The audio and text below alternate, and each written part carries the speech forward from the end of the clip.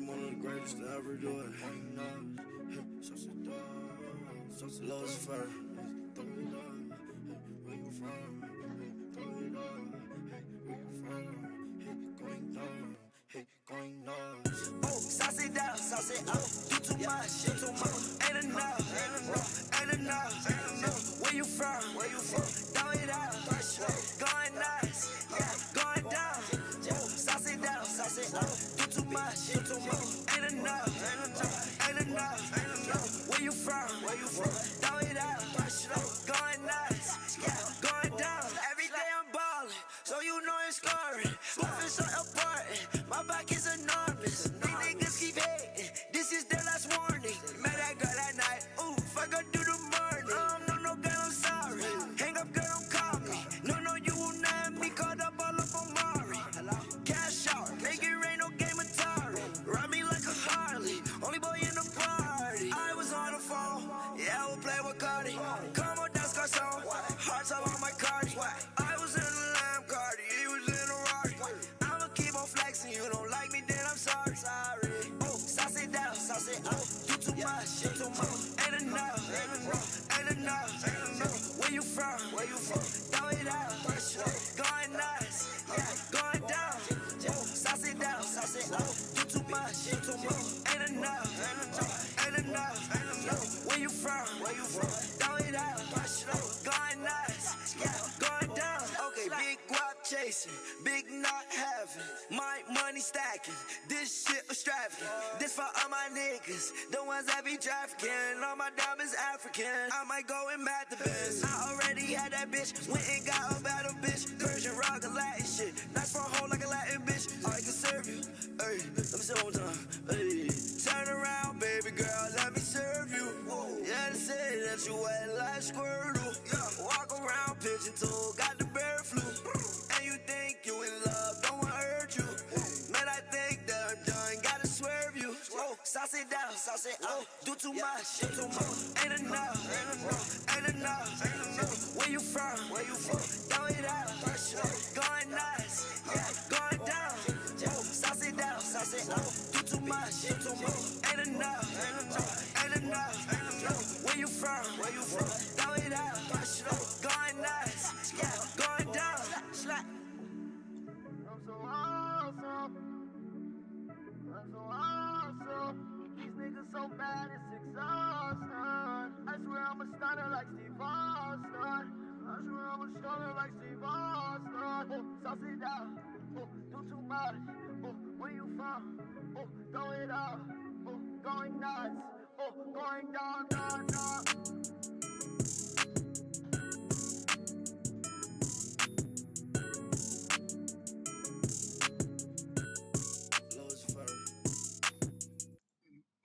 Ladies and gentlemen, welcome. Welcome to the live stream, folks. Welcome to the live stream. I gotta turn my camera and stuff on. But anyway, welcome to the live stream, folks. It's time to react to, you already know the title, why Snowpiercer is a sequel to Willy Wonka and the Chocolate Factory. So yeah, I recently watched this movie Snowpiercer. So we're going to be reacting to this wild theory, how Snowpiercer is a sequel to Willy Wonka and the Chocolate Factory. So yeah, we're going to be taking a look at this. And taking a look at this wild theory. Why Snowpiercer is a sequel to Willy Wonka and the Chocolate Factory. So here we go, folks. In 3, 2, 1, here we go. So, one of my favorite filmmakers is the South Korean director Bong Joon-ho. I remember seeing his film The Host when it came out in theaters when I was like 16, and it blew my mind. His stuff is really dark and quirky, and he didn't really break out in the US in a huge way until Snowpiercer came out. I really liked Snowpiercer, but one interesting thing about it was that it reminded me of my favorite movie of all time.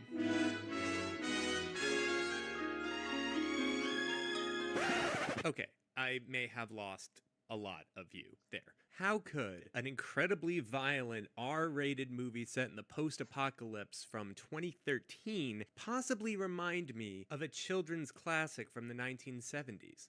Well, they're both two movies about groups of people that work their way through a large, fantastic structure. One by one, a person from the group is removed in each room until one person makes it to the very end, who then found out that the entire thing was a test because a wealthy industrialist needed to find a new successor. Okay, are you still with me? Because the more I've been thinking about it, the more I'm convinced that Snowpiercer is a sequel to Willy Wonka, and Ed Harris plays the adult version of Charlie Bucket, who took over Wonka's candy empire and who is the one who built the super train. Wonka Piercer. Oh boy, I actually did pre-watch this once, but it was a long time ago, and I actually did also pre-watch it after I watched the movie Snowpiercer. So yeah, I actually rewatched it, and it kind of does still hold up, I think. But I know there's a new Snowpiercer show that also came out, which I haven't watched that, by the way. But I think this kind of still holds up. Before I start getting into the specifics, let's take a look at the broad commonalities that these movies have. Both of the plots heavily revolve around economic class structures, children, food, and I mean food in a big way. I know what people taste like. Roast beef and a baked potato! But most interesting of all, both of these stories thematically examine sacrifice, choice, and free will. There are few moments in Willy Wonka, if you think about them, play into the idea of fate and the roles that certain people are destined to fulfill. Do you ask a fish how it swims? No. Or a bird how it flies? No. No, sirree, you don't. They do it because they were born to do it. I am a hat. You are a shoe. We must each of us occupy our preordained particular position. Just like Willy Wonka was born to be a candy man, and you look like you were born to be a Wonkerer. Curtis, this is your destiny. Now let's look at the hard facts. Remember that Willy Wonka specializes in creating two different things in his factory: state-of-the-art food production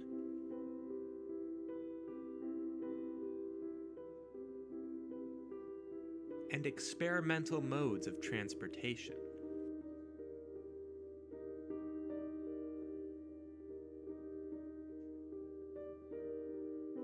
And he does all of this in a factory that is completely sealed off from the outside world, meaning that Wonka has the technology to make a food-producing factory that is self-contained and self-sustaining. And this train is a closed ecosystem. Nobody ever goes in. Nobody ever comes out. With that in mind, let's try to piece together a hypothetical timeline that links these two movies. At the end of Willy Wonka, Charlie inherits the factory. He does his best to continue Wonka's philosophy of decadence and imagination. But let's suppose that Charlie ends up forsaking his last name Bucket and as an apprentice takes on the name of Wonka, specifically Wilfred Wonka. And also, like his teacher, is sure to brand everything with a giant W. Yep. Fast forward to 2014. In an effort to combat global warming, the governments of the world agree to disperse the gas CW7. Charlie, now known as Wilfred, is one of the few people that can foresee the devastating consequences of this gas, given his experience in chemistry, which is actually foreshadowed in this overlooked scene in the original Willy Wonka. Good lad, pour. No, certainly not. This is for very big walls. Realizing that CW7 would be too effective in cooling the planet, Charlie devised his only plan that he could to save the rest of humanity, by focusing on Wonka's transportation and self-sustaining aspects and making the Snowpiercer, under the guise that it was simply just another luxury product. Saving all of humanity comes at a great cost, though. Charlie knows that the population is going to have to be strictly regulated in order to keep the train self-sustaining, which is going to involve the loss of human lives. Precisely 74% of you shall die. Is it still the same number? Yes, it still stands at 74%. This important role that percentages will play in his future is once again foreshadowed in a classroom scene. Percentages. And for an example, let's take the recent unpleasantness. Surviving the near extinction of the human race causes Charlie to go completely insane and take drastic measures in order to try and preserve humanity. But it is important to note he still holds on to Wonka's sense of decadence and imagination. In fact, there's a lot of things that he borrows from Wonka's playbook. Enter a prompt here. Okay, can't be that hard. All of Wilford's shock and awe manipulation tactics were actually learned from Willy Wonka. Understood we need to maintain a proper balance of anxiety and fear, chaos and horror in order to keep life going. And if we don't have that, we need to invent it. When it came time to find a successor, Wilford even borrowed Wonka's method of hiding messages inside of food.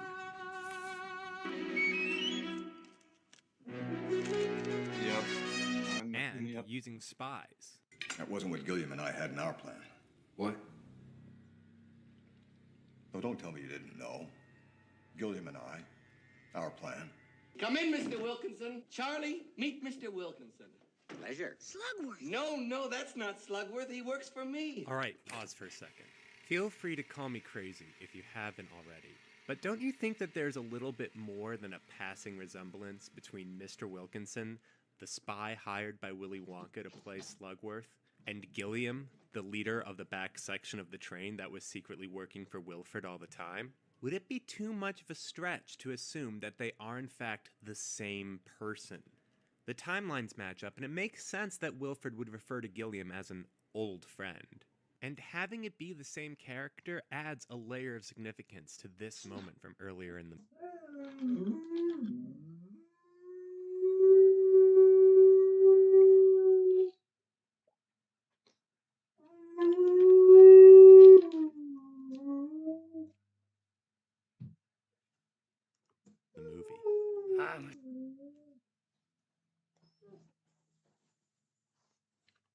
Shadow of my former shadow. My day was decades ago. And the strange thing is, he might not be the only character still alive. Fair warning, even I think this next part's a bit of a stretch, so if you want to get back to more reasonable things in this already unreasonable video, just skip to this mark. There's something weird about the passengers in first class that Wilford has in charge of the train. Why would these people who are insane and selfish be left in charge? Well, one could look at it as a deliberate statement of satire, or maybe these were all significant figures from Wilford's past. One of the most mysterious and enigmatic figures in Snowpiercer is the seemingly unstoppable and almost mute gunman, Franco the Elder. In a train that's supposedly run out of bullets, how is this man so skilled? Well, what if he's had an obsession with guns since he was a child? I'm Mike TV. Well, you're dead. One can easily see how this young boy with an obsession of fictional violence could grow up to become a deadly soldier. Like the killings, huh? What do you think life's all about? I kind of might not think about this one, but it kind of makes sense. But if you think about it, but in the movie though, he got shrunk, so I guess this kind of makes sense.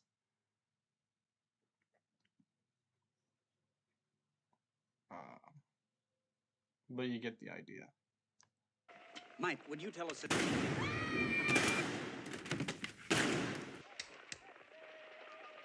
till I get a real one. I also don't think it's a coincidence that he delivers his first devastating kill on a TV screen. Maybe Charlie/Wilford kept his fellow golden ticket winners around as an example of his twisted sense of mercy. And Wilford is divine! Wilford is merciful! Tilda Swinton gave an iconic performance as Minister Mason. But what if Minister Mason is just the future version of... I'm Veruca Salt.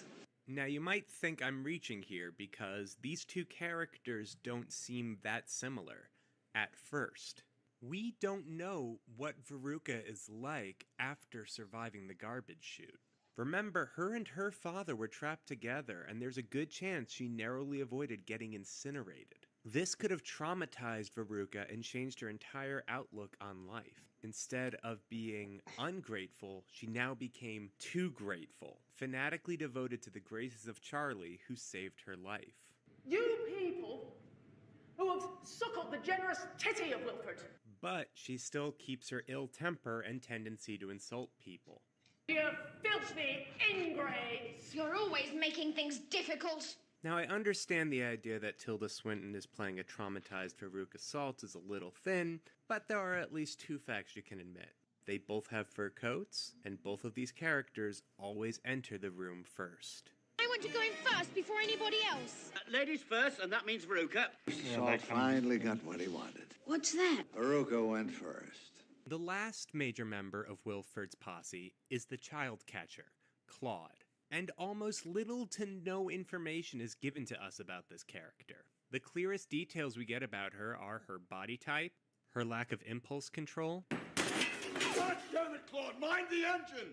She's getting sensitive recently. And the fact that she eats her own blood. And there's a character in Willy Wonka that exhibits all of these tendencies. The boy's name? Augustus Gloop. Both of these characters have ravenous appetites, poor impulse control, Augustus! and members of the Gloop family are known to eat even inanimate objects. Claude might just be the daughter of Augustus Gloop. As for Violet Beauregard, well, I confess she doesn't really fit into this theory. But it is worth mentioning there's another woman with a giant swollen belly. Also, there's a candy in Willy Wonka that could be seen as the precursor to the flammable waste drug Kronel. No, it's not the everlasting gobstopper. It's the exploding gum for your enemies that Mike TV eats. I told you not to, silly boy. But there's one key signature element from Willy Wonka that isn't present in this linked Snowpiercer theory. But in a weird way, the fact that it's missing proves that these two films are connected. And I'm of course talking about the Oompa Loompas. I've got a perfect puzzle for you. Surely, if this was indeed a sequel to Willy Wonka, wouldn't there be Oompa Loompas everywhere working on the train? Well, they would have been if they didn't go extinct. All of Wonka's prior transportation technology was operated by Oompa Loompas. It was operated by tiny people. The space only allows for a very small person. The engine lasts forever, but not so all of its parts. That piece of equipment went extinct recently. Maybe it was because of the climate, maybe it's because there is no female Oompa Loompa and thus they can't procreate. But once all the Oompa Loompas died out, Wilfred Wonka needed the next best thing to keep his perpetual engine running. Small children. Oh boy. Now all of this leads to one big question.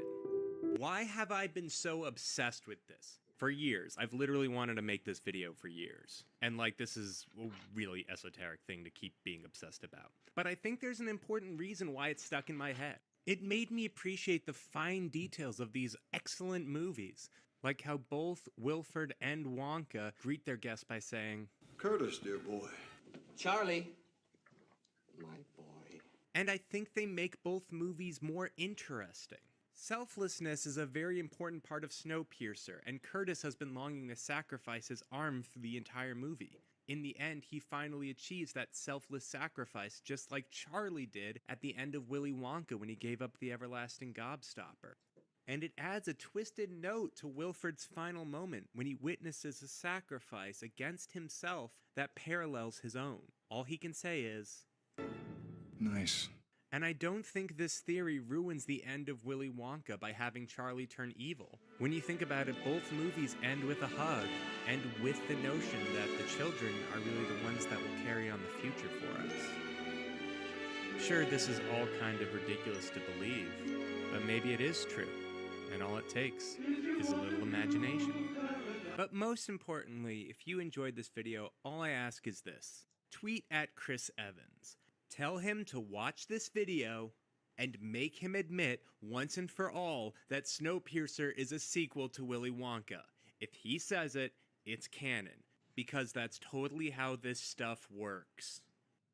There's also some more cool stuff on this channel, including some original series and ridiculous shorts. You know, feel free, check it out. It's really good stuff, I promise. Thanks, you guys. Bye. Alright, so that's it, folks. Shout out to Rhino Stew for the video if you're watching. And if you're just now tuning in because I can't see chat, well, I can see, well, I do see chat, but I can't see anyone that's watching on the thing because I don't have my phone, because that's how I usually tell if someone's watching or not. But if you're watching this, hello, hi. So yeah, that's the Why Snowpiercer sequel to Willy Wonka and the Chocolate Factory, folks. Thank you guys for watching. That's it for this reaction. And this theory actually does kind of make a little bit of sense, but I guess it still holds up. I don't know. But yeah, I did watch Snowpiercer actually, the movie, by the way, not the show. But so yeah, that's why Snowpiercer is a sequel to Willy Wonka and the Chocolate Factory. I might do another stream tonight, maybe, on the Garrison, so feel free to shout out to that, and also the Garrison again. So yeah, that's it for this one, folks, and thank you guys for watching. And shout out to the Silver Bell Show, T Daggers, ZombieKill4545, Sheldon Talks, Mr. Weasel himself, which is Sheldon Talks, and Squidtard Sports and Johnny the 5'8", and Silver Bell Show and DX Fan #1. Shout out to them.